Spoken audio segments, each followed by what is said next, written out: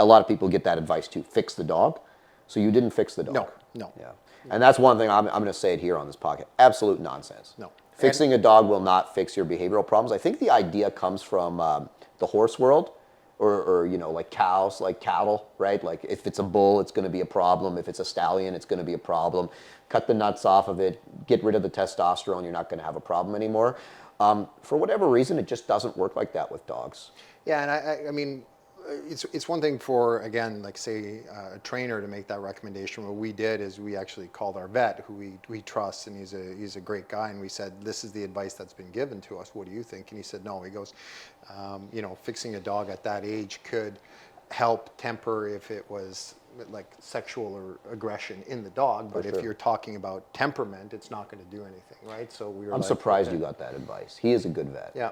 You want to shout him out? Yeah. Well, it's Andrew Sperling from the Osgood Vet Center. I don't think he's there anymore. He's on sabbatical thing, but he did he gave us that advice. And I mean, even with medication, right? Like we talked to him about medicating the dog, and like he said, it can certainly work because all it's going to do is it's going to take the dog and sedate him.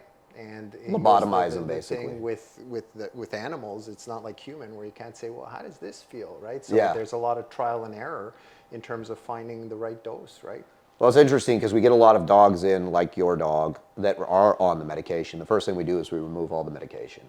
Yeah. We just want to deal with what the dog is genetically and then work with that. A lot of people, and the reason they're here is because the medication, quite frankly, it didn't work. They say, maybe it's a bit better, but it doesn't really work, And I think if you're using it in a high enough dose that it is going to work, you're basically lobotomizing the dog. You've got like a zombie at that point. And that's what drives me nuts about some of the rescues out there, right? Is they'll take these dogs that say other people don't want, or pod cakes or reactive dogs. They put them on a bunch of medication, and then people are like, oh, look at this calm dog. Okay. and then they get them home, and then they take them off the meds, and now they're dealing with this, Tasmanian devil. And they're this dog wasn't like this at the rescue. Why you took him off tramadol? You know what? I want to jump back to something your vet said, and that's very true. And I mentioned briefly like cattle and horses. If you think about all the behavioral problems that a stallion or a bull challenges, I should say, may offer you. I got to say, I've never really thought of all the problems that a stallion. I have a stallion. Okay.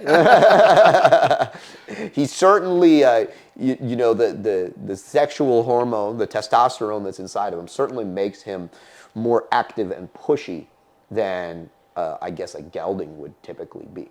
And then for a bull, for a bull, I guess it's the same, and they have more aggression because that sexual, the testosterone inside of them certainly promotes that behavior. But for whatever reason, with dogs, because I think most bad behavior is motivated by fear and insecurity, obviously cutting the testosterone off, the testosterone production in a dog off, it's not going to change the level of fear and security. If anything, it actually makes it worse, because if you look at the literature on fixing dogs, and there is literature available now, not only does early neuter make it more likely that physical problems are going to occur in the dog as he or she ages, which is a no-brainer if you really understand, how the human body or animals physically develop over time.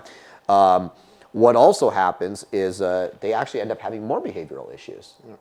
Because it turns out that those hormones are actually kind of important to both their mental and physical development. So I'm a really staunchly against early neuter, early spay of any dog. I think the negatives far outweigh any potential benefits. But people are scared into doing it. Oh, your dog's going to get cancer.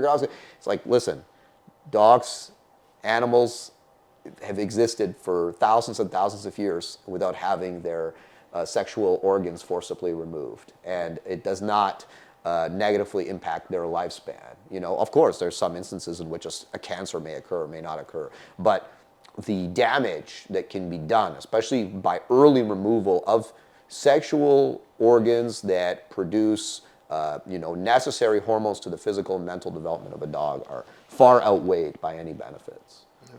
So, I'm glad you guys didn't fix him. You did fix him now, though, right? Yes. Yeah. Yeah, but he's already fully developed. Yep. Yeah, which is By the way, with my stallion, I'm going to do the same. You know, when I'm sure he's fully physically developed, yeah, he doesn't need those anymore. I'll take them off. But at this time, you know, any kind of and it's funny, you know, with horses, it's the same thing. So like, I have a stallion, so I'm looking around for trainers to help me with the horse, and everybody, oh, stallion, I'm like, okay, I don't need to deal with anybody that's scared of a stallion. If you're scared of a stallion, you really actually don't know what you're doing from a horse training perspective. I figured it's the same, it works the same as with dogs, because you know how many dog trainers and dog kennels will say if it's intact, they won't deal with it, you know, which is crazy to me. It's wild. It's the same thing. I finally found a few trainers that were not intimidated by the fact that the horse was a stallion, and they had no problem training the horse and teaching him to behave around other horses and so on and so forth. I don't have to keep him in like this state of like isolation and, you know, lockdown. Like, he's good around other horses. He's good in, you know, stables. He's good in the backyard. My kids can go in there with him. He's not a problem. But, you know, that's because we found some trainers that are comfortable with an intact horse, and they're not intimidated by what nature gave him. And I think if, as a dog trainer, horse trainer, whatever trainer you are, if you're intimidated by something that nature is naturally giving the animal, if you have to cut something off the animal in order to be able to effectively work with that animal, you're no kind of trainer I want to deal with. Interesting. Yeah.